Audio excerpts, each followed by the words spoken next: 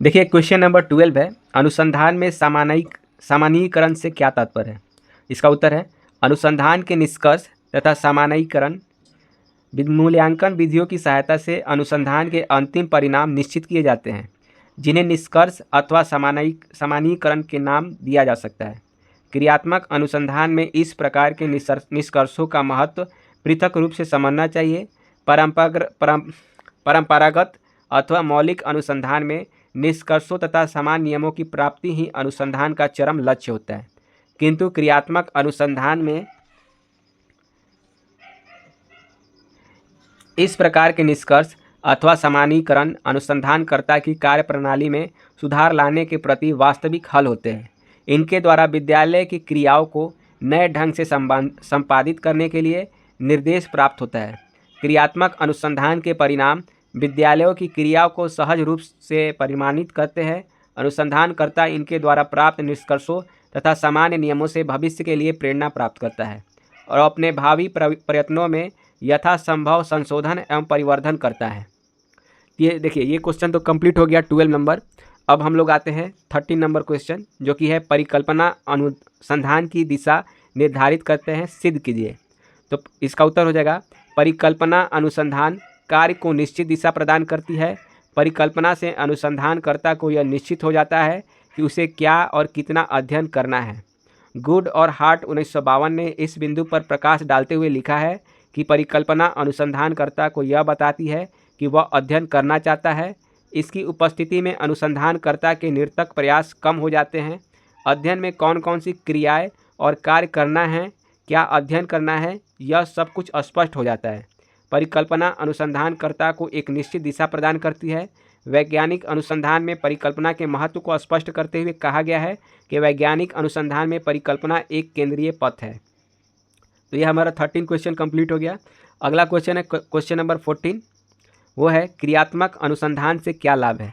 तो क्रियात्मक अनुसंधान से शिक्षा संस्था और उसके कार्यकर्ताओं को निम्नलिखित लाभ प्राप्त होते हैं।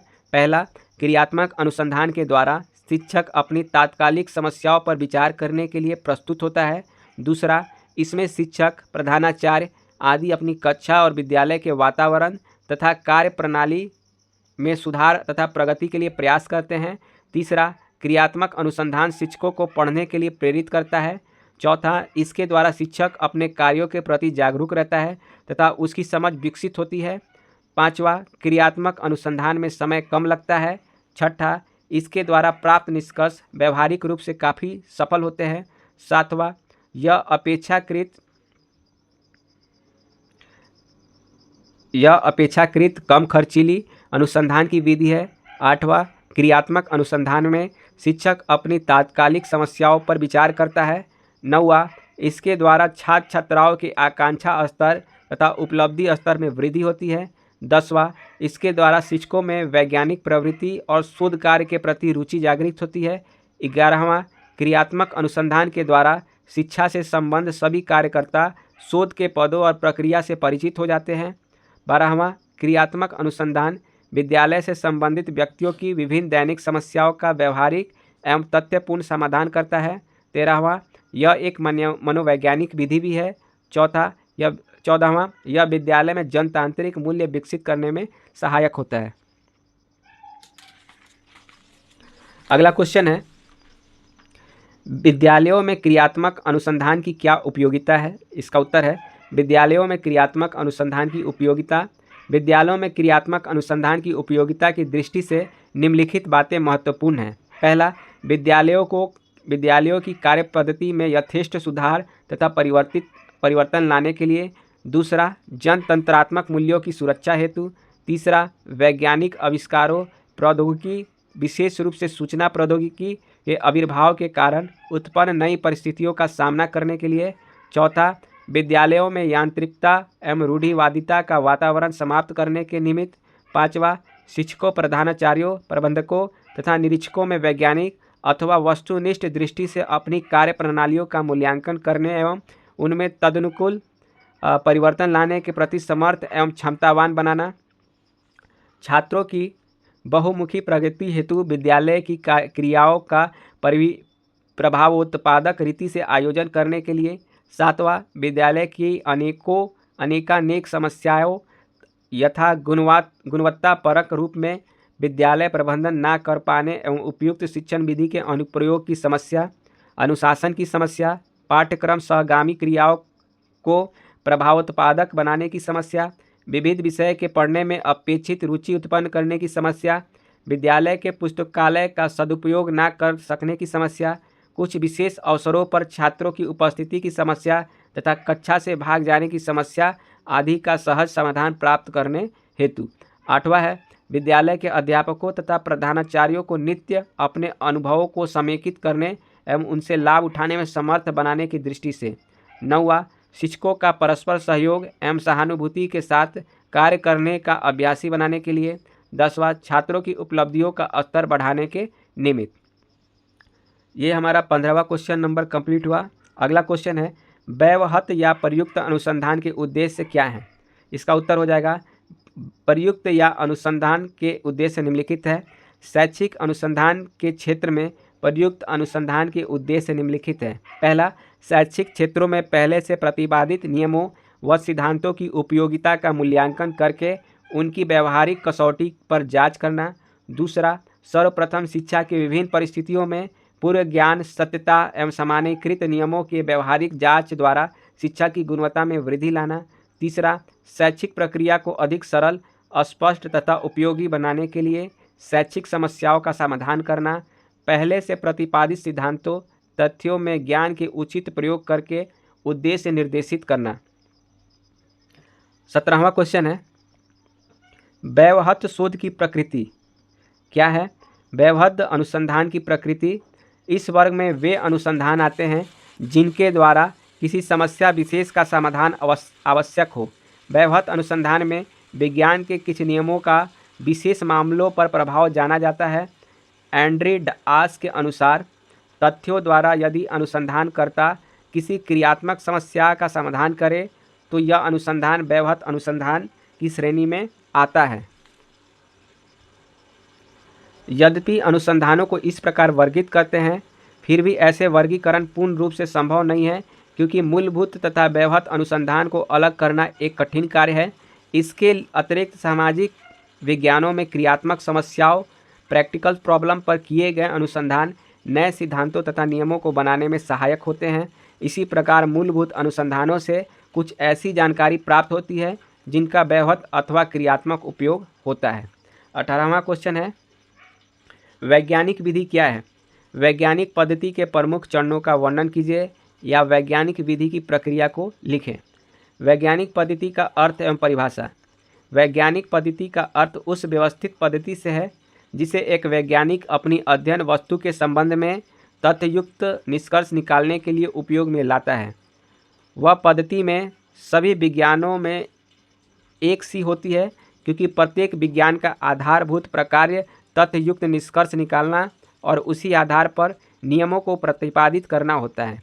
उल्फ ने लिखा है कि कोई भी अनुसंधान प्रणाली जिसके द्वारा विज्ञान का निर्माण हुआ हो और उसका विकास हो रहा हो, वैज्ञानिक पद्धति कहलाने की अधिकारी है।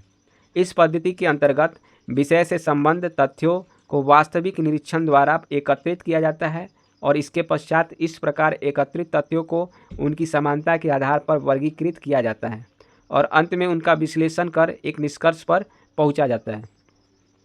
वैज्ञानिक पद्धति के आधारभूत चरण कौन कौन से हैं? तो वैज्ञानिक पद्धति कोई अनमाने ढंग की विधि या कोई अव्यवस्थित तरीका नहीं है। इसके अंतर्गत आरंभ से लेकर अंत तक अत्यंत सुचिंतित और व्यवस्थित ढंग से कार्य करना पड़ता है। इसके चरणों को निम्नलिखित रूप से प्रस्तुत किया जा सकता है। पहला, उपकल्पना का निर्माण। किसी भी अनुसंधानकर्ता का सबसे प्रारंभिक कर्तव्य यह है कि वह अपने अध्ययन क्षेत्र के अंतर्गत अनेक जटिल तथ्यों में से कुछ विशिष्ट और आवश्यक को चुन लें जो उसके वर्तमान अध्ययन विषय पर अधिक से अधिक आलोकपात कर सके। इस चुनाव में वह अपने पिछले अनुभवों और प्राचीन अध्ययनों की सहायता लेता है। इन्हीं के आधार पर अपने अध्ययन का जो आधार एक अनुसंधानकर्ता कल्पना कर लेता है उसी को उपकल्पना कहते हैं। यह अनुसंधानकर्ता के ध्यान को उसके अध्ययन विषय पर केंद्रित रखती है तथा अध्ययन की दिशा बताने में सहायक होती है और व्यर्थ के तथ्यों को इकट्ठा कर इधर उधर भटकने से बचाती है। दूसरा पॉइंट है, अवलोकन सामग्री का संग्रह तथा आंकड़ों को लिखना।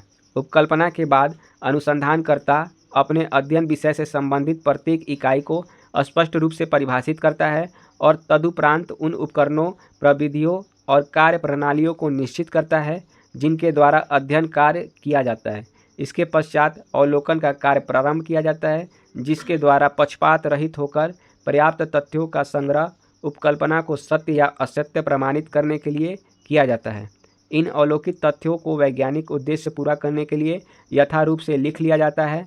यह लिखने का काम अवलोकन के साथ ही जितनी जल्दी हो सके कर लेना उचित है, ताकि बाद में केवल स्मरण शक्ति पर अत्यधिक भरोसा करने से गलतियों की संभावना अधिक ना हो। तीसरा, लिखित सामग्रियों का वर्गीकरण। अवलोकन प्रलेखों आदि से एकत्रित बिखरे और असंबंधित असंख्य तथ्यों के ढेर से किसी भी वैज्ञानिक उद्देश्य की पूर्ति तब तक नहीं हो सकती है जब तक कि उनका व्यवस्थित ढंग से सामान्य विशेषताओं के आधार पर वर्गीकृत या वर्गीकरण ना किया जाए। इसके द्वारा ही उन तथ्यों के पारस्परिक अनुक्रम, संबंध और समानता को समझा जा सकता है। इसी अनुक्रम और संबंध को जानना ही विज्ञान का केंद्रीय भाव है। चौथा पॉइंट है इसका, सामान्य निष्कर्ष और वैज्ञानिक नियमों का प्रतिपादन। वर्गीकरण द्वारा तथ्यों का पारस्परिक संबंध स्पष्ट हो जाने के पश्चात उनका तुलनात्मक अध्ययन कर उसी आधार पर एक सामान्य निष्कर्ष प्रस्तुत किया जाता है। इसके बाद उसकी संपुष्टि वास्तविक परिस्थितियों के आधार पर की जाती है। जब उससे वह सामान्य निष्कर्ष खरा उतरता है तो एक वैज्ञानिक नियम का प्रतिपादन किया जाता है। वह भी निरंतर कसौटी पर कसा जाता है, अर्थात उसकी परीक्षा और पुनर्परीक्षा होती रहती है और मनुष्य अपनी क्षमता के अनुसार पुनर्विचार और प्रयोग द्वारा उसे बदल भी सकता है। कॉल पियर्सन ने लिखा है कि एक वैज्ञानिक नियम का संबंध मनुष्य के बोध और ज्ञान से होता है, जो उनकी बोध शक्ति और विचार शक्ति से उत्पन्न होती है। यह अर्थहीन है जब तक कि इसका संबंध इनसे ना हो। तो 18वां क्वेश्चन हम लोग का कंप्लीट हो चुका है।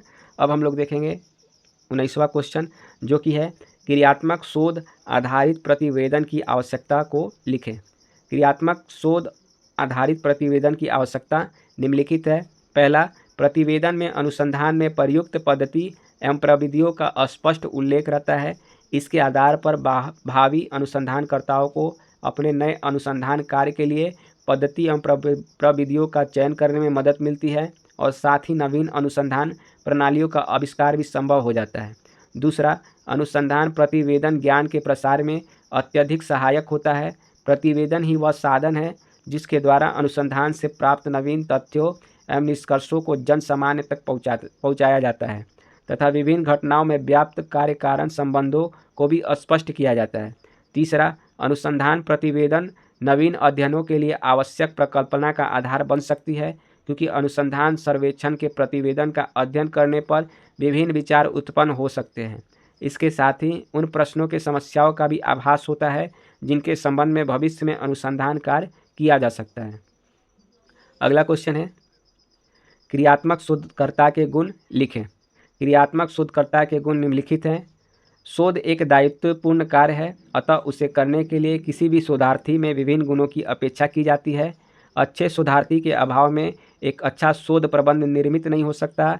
शोधकर्ता में अपेक्षित गुणों की आवश्यकता पर बल देते हुए आचार्य विनय मोहन शर्मा अपने लेख शोध का अधिकारी कौन है में उन गुणों का विस्तार से विश्लेषण करते हैं, जैसे जिज्ञासा, गृहीत विषय का ज्ञान, क्षमता, कार्य संलग्नता, कृतज्ञता, लेखन क्षमता, वैज्ञानिक दृष्टिकोण और तटस्थता, सकारात्मकता, सहनशीलता, सत्य आत्मक होना, सैद्धांतिक होना, योजनात्मक होना।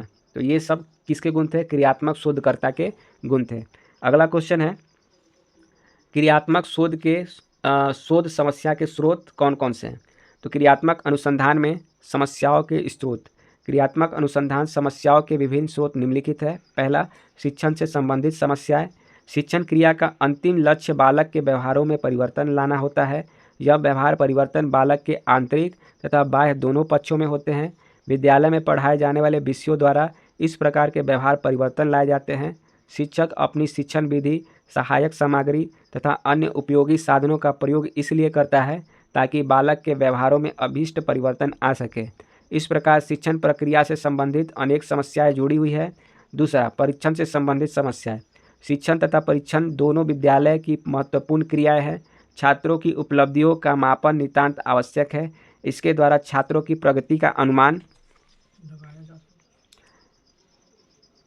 लगाया जाता है। विद्यालयों में परीक्षण से संबंधित समस्याओं को समझने के लिए यह आवश्यक है कि शिक्षक तथा प्रधानाचार्य शिक्षा के उद्देश्यों को ना भूलें। वे परीक्षण को एक महत्वपूर्ण क्रिया के रूप में समझें। तीसरा, पाठ्यक्रम सहगामी क्रियाओं के आयोजन से संबंधित समस्याएं। विद्यालय में पाठ्यक्रम सहगामी क्रियाओं का आयोजन किया जाता है। इन क्रियाओं के द्वारा बालक बालिकाओं का शारीरिक, सामाजिक, चारित्रिक और सांवेगिक विकास करना मुख्य उद्देश्य होता है। क्रियात्मक अनुसंधान द्वारा पाठ्यक्रम सहगामी क्रियाओं का संगठन अधिक प्रभावशाली ढंग से किया जा सकता है। इन क्रियाओं से विद्यालय की गतिविधियों में सामाजिक चेतना का प्राण फूंका जा सकता है। उन्हें विद्यालय तथा उसमें पढ़ने वाले छात्रों के लिए सर्वथा लाभदायक बनाया जा सकता है। इन क्रियाओं की व्यवस्था करते समय अध्यापक तथा प्रधानाचार्य कतिपय समस्याओं का सामना कर सकते हैं। ये समस्याएं पाठ्यक्रम सहगामी क्रियाओं को सार्थक बनाने में बाधक होती है। चौथा, विद्यालय के संगठन व प्रबंध की गुणवत्ता से संबंधित समस्याएं। प्रजातांत्रिक व्यवस्था में विद्यालयों को एक गंभीर उत्तरदायित्व का निर्वाह करना पड़ता है। विद्यालय का प्रबंधन इस दृष्टि में से किया जाना चाहिए कि अध्यापक वर्ग तथा छात्रों में अपने राष्ट्र की जरूरतों, अपेक्षाओं एवं मूल्यों के प्रति चेतना उत्पन्न हो। इसके लिए यह आवश्यक है कि विद्यालय के संगठन एवं प्रबंध से संबंधित समस्याओं का समाधान प्रजातांत्रिक तरीके से किया जाए। क्रियात्मक अनुसंधान इस प्रकार की समस्याओं के लिए सर्वोत्तम युक्ति है। अगला क्वेश्चन है, क्रियात्मक परिकल्पना के दो घटकों का नाम लिखें। उत्तर हो जाएगा, क्रियात्मक परिकल्पना में घटक। एक परिकल्पना विशिष्ट तत्वों को ध्यान में रखकर बनाई जाती है, जिनमें शामिल है भविष्यवाणी। पहला, भविष्यवाणी। किसी परिकल्पना में सबसे महत्वपूर्ण तत्व भविष्यवाणी है। यह वह कथन है जिसका परीक्षण किया जाएगा और या तो सिद्ध किया जाएगा या अस्वीकृत किया जाएगा। जबकि अधिकांश परिकल्पनाएं यदि या तब कथनों के प्रारूप का पालन करती है। एक सरल घोषणात्मक कथन लिखना भी स्वीकार्य है, जैसे सुबह कॉफ़ी पीने से कर्मचारी का उत्पादकता में सुधार होगा। दूसरा, चर कोई भी विशेषता है जिसके अलग अलग मान हो सकते हैं, जैसे ऊंचाई, आयु, तापमान या परीक्षण स्कोर। एक साधारण परिकल्पना कथन जैसे कि सुबह कॉफ़ी पीने से उत्पादकता में सुधार होता है, इसमें एक स्वतंत्र चर कारण और एक आश्रित चर प्रभाव शामिल होता है। परीक्षण से पुष्टि होती है कि दोनों के बीच संबंध है या नहीं। इस उदाहरण में स्वतंत्र चर कॉफ़ी पीना है और आश्रित चर इसे पीने वाले कर्मचारियों की उत्पादकता है। तीसरा, समूह का अध्ययन। एक परिकल्पना का अंतिम तत्व वह विषय या समूह है जिसका आप अपने प्रयोगों और अवलोकनों में अध्ययन करना चाहते हैं। उदाहरण के लिए, कॉफ़ी परिकल्पना में आप उन कर्मचारियों का अध्ययन कर रहे हैं जो कॉफ़ी पीते हैं। यह तय करते समय कि आपके विषय कौन या क्या होंगे, ध्यान रखें कि आप जिस समूह के साथ वास्तव में प्रयोग कर सकते हैं उसके आधार पर आप अपनी परिकल्पना को विशिष्ट या सामान्य के रूप में संशोधित कर सकते हैं जैसा आप चाहते हैं। तो ये हमारा 22 क्वेश्चन नंबर कंप्लीट हो गया और अब जो आगे का क्वेश्चन है हम लोग अगली वीडियो में करेंगे।